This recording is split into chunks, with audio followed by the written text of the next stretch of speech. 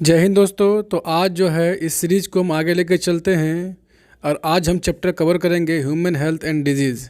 यानी कि human health and disease में जितने भी क्वेश्चंस दिए हुए हैं हम ये उसका सॉल्यूशन देंगे और उसको ये बताएंगे कौन सा इम्पोर्टेंट है और कौन सा इम्पोर्टेंट नहीं है। यानी कि किसके मैक्सिमम चांसेस है इस बार पूछे जाने की बोर्ड के लिए।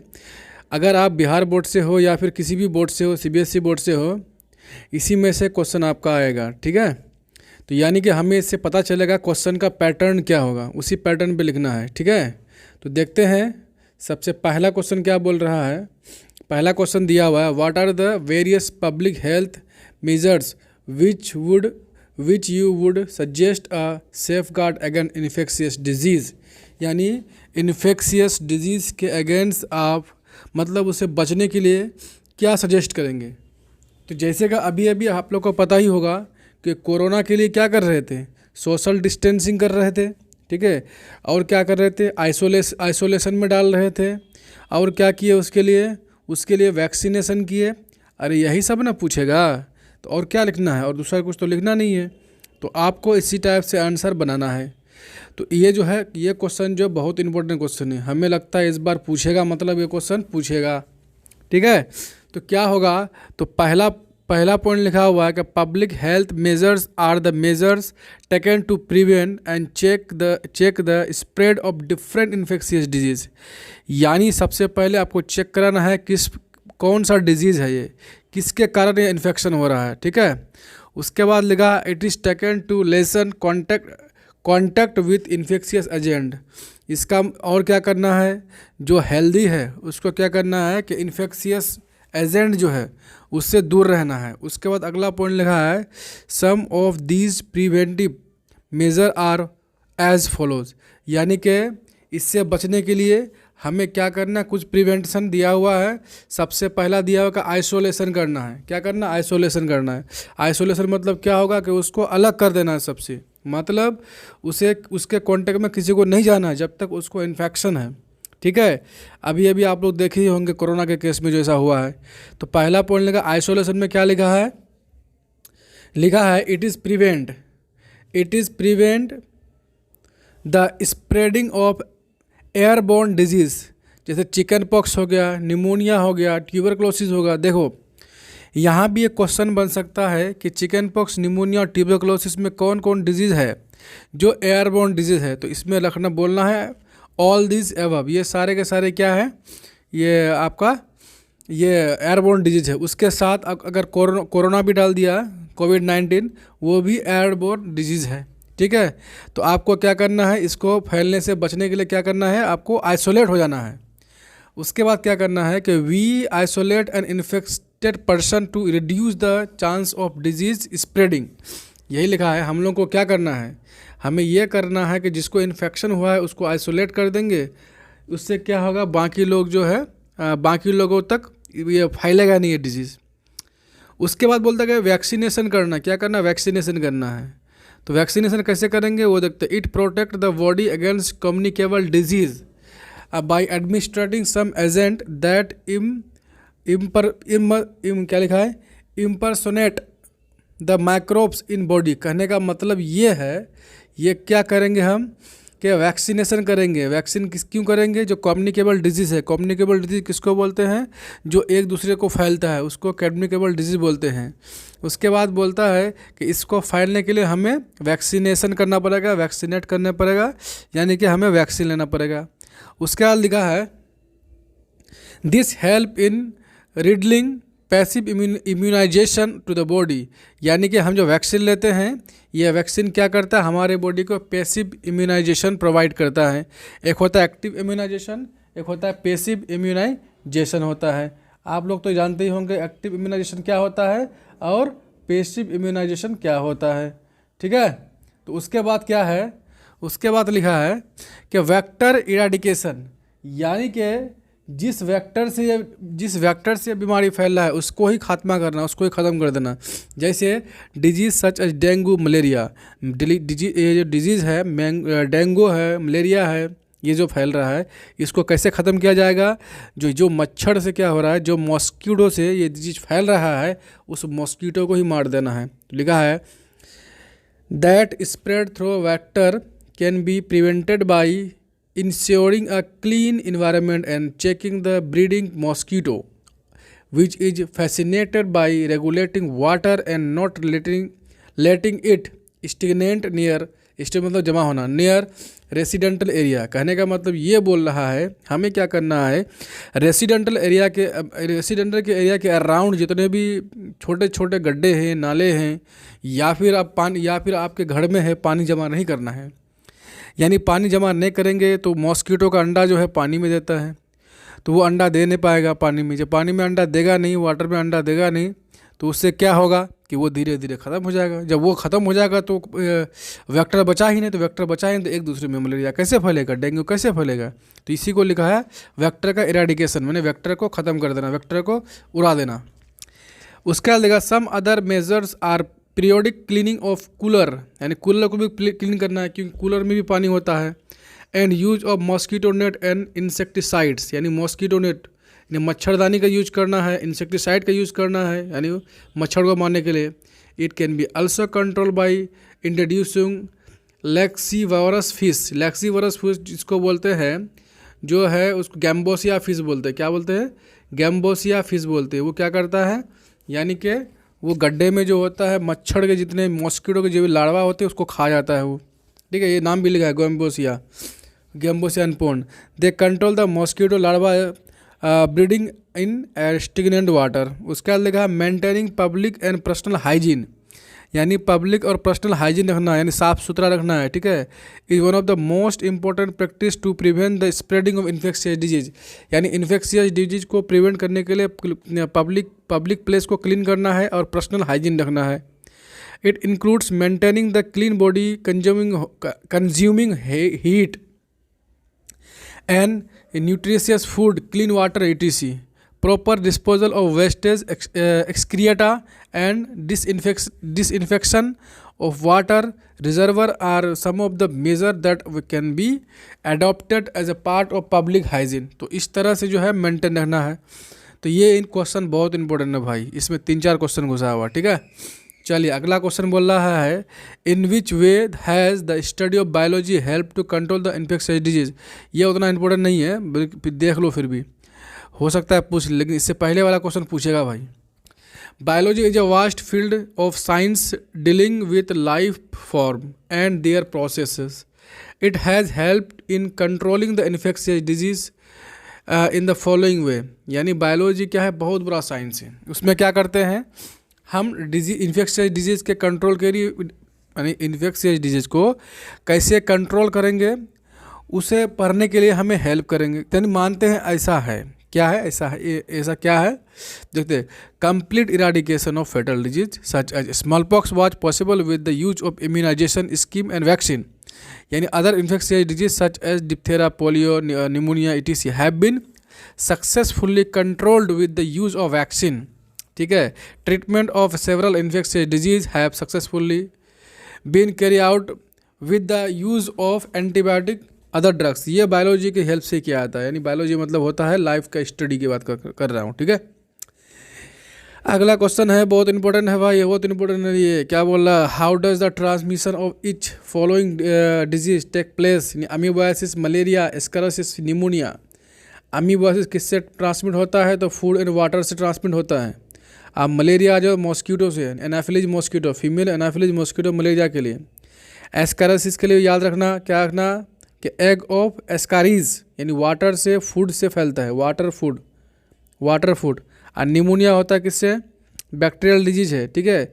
यानी कि ड्रॉपलेट, उसका बोलते हैं किससे फैलेगा, transmitted by the droplet and sputum, यानी कि थूक से, given out when patient cough, it is bacterial disease. तो इस टाइप से फैलेगा।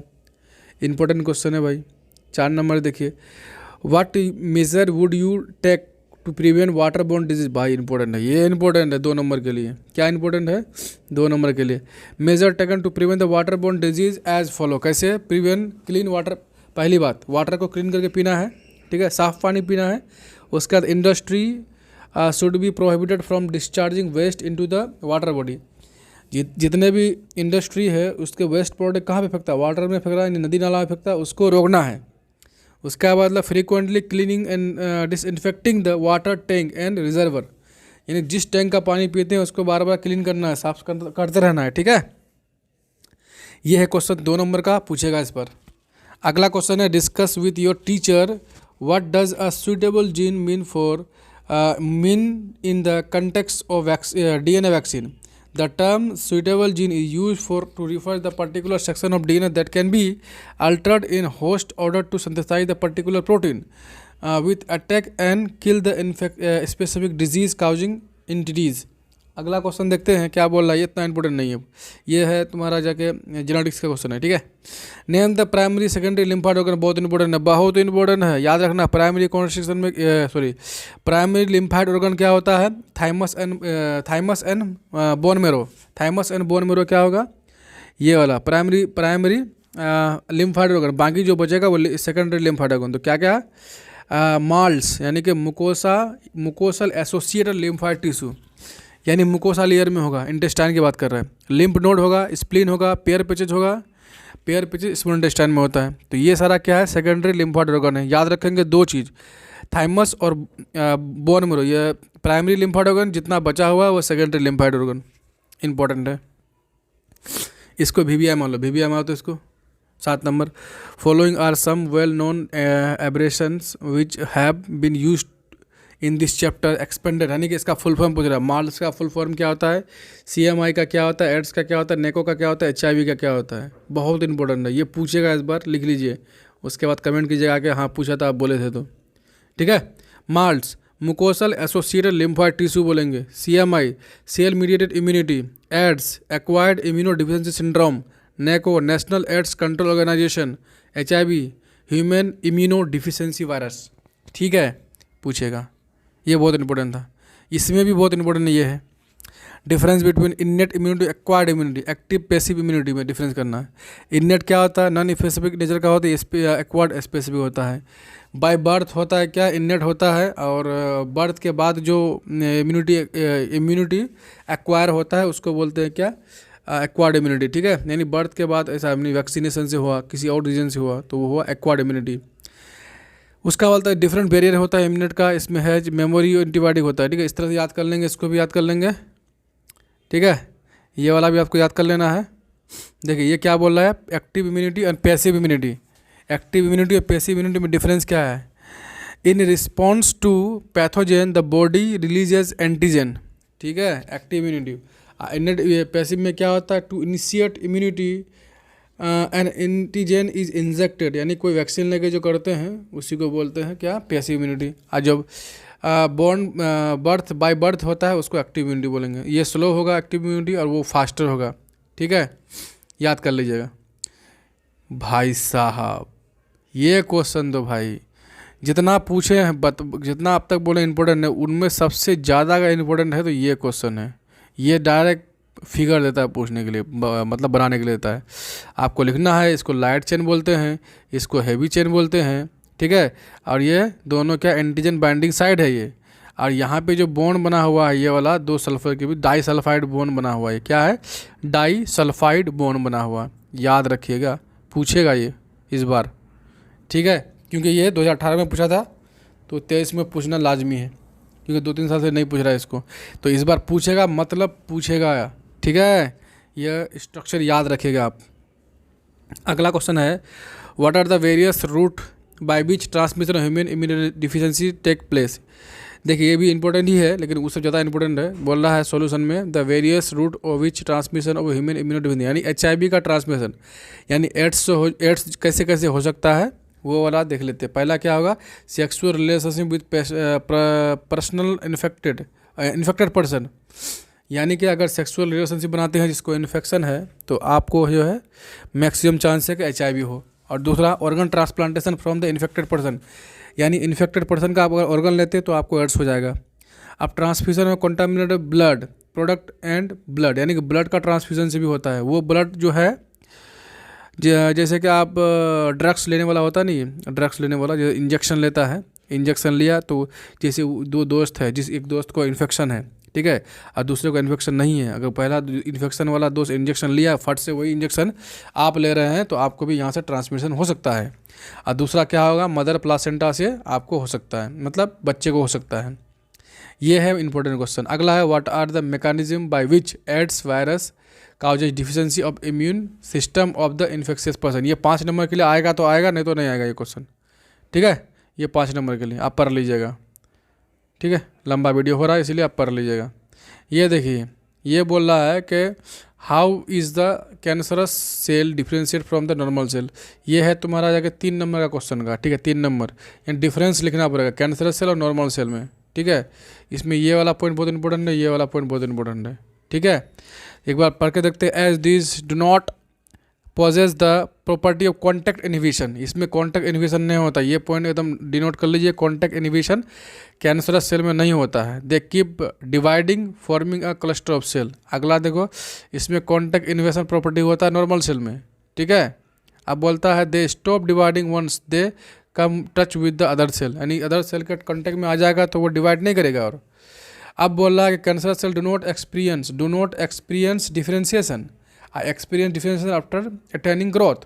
नॉर्मल सेल की बात कर रहे हैं। Cancer cell are not confined, they move to the adjacent से tissue and interrupt their functioning.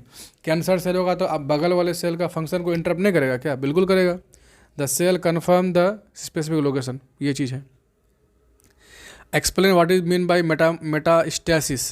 Metastasis एक 2 नंबर का क्वेश्चन आ सकता है। बस क्या आएगा कि मेटास्टेसिस क्या है? तो metastasis is the pathogenical process that is observe in malignant tumour. Malignant tumour की बात कर रहा हूँ मैं। In this process cancerous cell spread to different body part and divide indefinitely to form cluster of cell known as tumor. Some of these cell form tumor get sloughed off and manage to enter into the bloodstream from where they arrive at the distant part of the body and thus formation of new tumors initiate there. इस तरह से आपको याद करना पड़ेगा, ठीक है। देखिए 14 नंबर में क्वेश्चन में है कि list the harmful effect causes by blood alcohol. ये नहीं पूछेगा भाई, बिल्कुल नहीं पूछेगा। एक बार पढ़ लीजिएगा लेकिन छोड़िएगा नहीं। हम बोले नहीं पूछेगा तो इसका नहीं पढ़ लिया, ऐसा नहीं है, पढ़ना है आपको, ठीक है। क्या पता उससे कोई ऑब्जेक्टिव बना दे, लेकिन वो इंपॉर्टेंट उतना नहीं है। अगला क्वेश्चन है do you think that friend can influence one's to take alcohol drugs?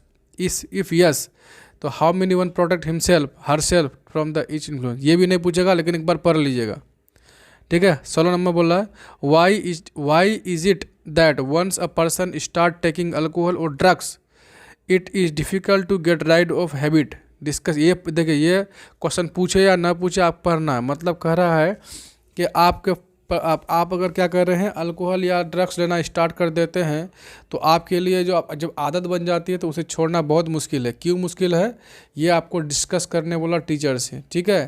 तो ये पॉइंट आप पढ़ना है आपको, चाहे आप क्वेश्चन आए या ना आए। Alcohol consumption and drugs usages of drugs have severe addiction, यानी क्या होता है इसमें एडिक्शन हो जाता है, यानी यूफेरिया होता है। रिडेंडिंग ऑफ मैंडेटरी फीलिंग वेलबींग, यानी कुछ समय के लिए बहुत अच्छा लगता है। आदमी सोचता है कि हम हमेशा नशे पे रहें, क्योंकि उस टाइम उसको लगता है हम पूरा जन्नत पे आ गए। क्या बोलता है ना, आ जा तुझे जन्नत दिखा दूँ मैं, जन्नत दिखा दूँ मैं, वही बात है इसका, ठीक है। अल्कोहल पीने के बाद उसको लगता है कि जन्नत दिखा दूँ मैं। अब वो कौन जन्नत दिखता है हमको नहीं पता भाई, हाँ, क्योंकि हम तो नहीं करते हैं, अल्कोहल नहीं लिए कभी लाइफ में, नहीं लिए, हम चाहते हैं कभी लेंगे भी नहीं इंशाल्लाह, ठीक है। तो बोलता है regular intake of drugs can increase the tolerance level of the receptor of the body which further more leading to more drugs consumption, ठीक है। तो लास्ट क्वेश्चन आ रहा है कि in your view what motivate youngster to take the alcohol. ये 5 number का question आ सकता है, उतना इंपॉर्टेंट नहीं है, मतलब बाय चांस आ जाता है इस टाइप का क्वेश्चन। यानी कि कोई ड्रग्स ले रहा है, अल्कोहल ले रहा है, उसको यंगस्टर को कैसे मोटिवेट करेंगे इससे बचने के लिए, ठीक है। यानी कि वो क्या होता है ना कि जितने भी यंगस्टर होते हैं, यानी कि जैसे 17-18 साल के लड़के होते हैं, उसको लगता है कि इसमें बहुत मज़े आता है, ठीक है। तो वो कुछ दूसरे का देख के वो शुरू कर देता है, स्टार्ट कर देता है ना ये ड्रग्स लेना, अल्कोहल लेना। तो उससे उसको कैसे मोटिवेट करेंगे, कैसे बचाएंगे, अपना थॉट लिखने के लिए बोल रहा है। हम यहाँ अपना थॉट लिख दिए हैं, आप इसको पढ़ लीजिएगा, ठीक है। तो इस तरह से होता है, सारा क्वेश्चन खत्म। Thank you for watching.